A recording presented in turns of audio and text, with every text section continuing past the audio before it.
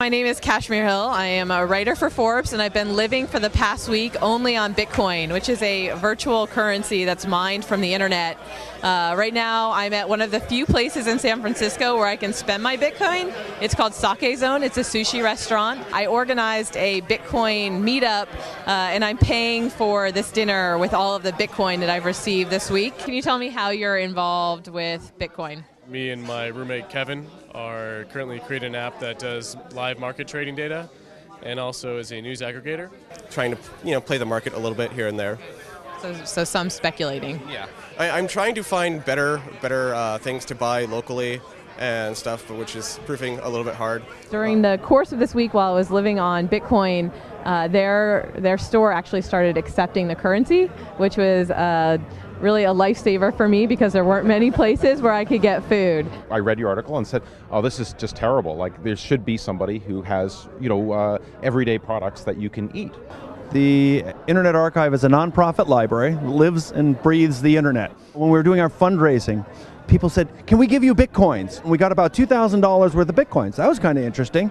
Then the next year, just 4 months ago, we got about $6,000 worth. So we offered to pay our employees in Bitcoins.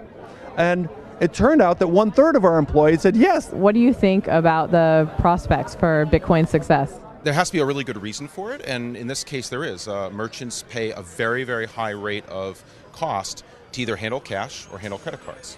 And people who think that cash is free have never had to pay staff to count it, to move it, and deal with all the safety issues with cash, and all of that goes away. Bitcoin is basically free. If a business is international, then it allows them to accept payments from anywhere in the world, and there's no risk of chargeback fraud as well. I think it's the local currency of the internet. First you had gold coins, then you had fiat currency, then you had credit cards and paper and checks and everything like that, and now you have Bitcoins. So it's really the final step in currency.